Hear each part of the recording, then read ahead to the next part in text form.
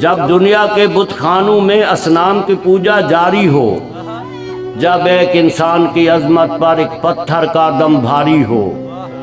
جب من کی جمنا میلی ہو اور روح میں ایک بیزاری ہو، جب جھوٹ کے ان بھگوانوں سے ایمان پہ لرزہ طاری ہو، اس حال میں ہم دیوانوں سے تم کہتے ہو خاموش رہو۔ ہم اہل حرم ہیں، ہم اہل حرم ہیں، اب ہم سے یہ کفر گوارا کیسے ہو؟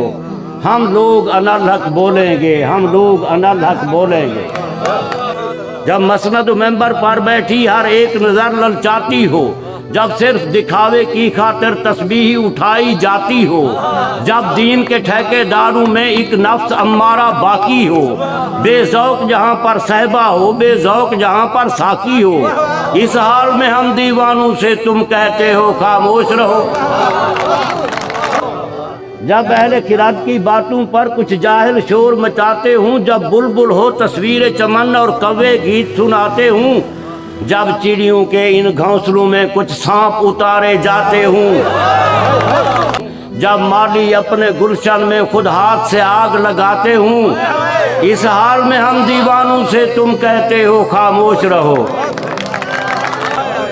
جب شاہ کے ایک اشارے پر اپنوں میں نیازیں بڑھتی ہوں، جب آنکھیں غربت ماروں کی حسرت کا نظارہ کرتی ہوں، جب کلمے ظالم جابر کی عظمت کا قصیدہ لکھتی ہوں،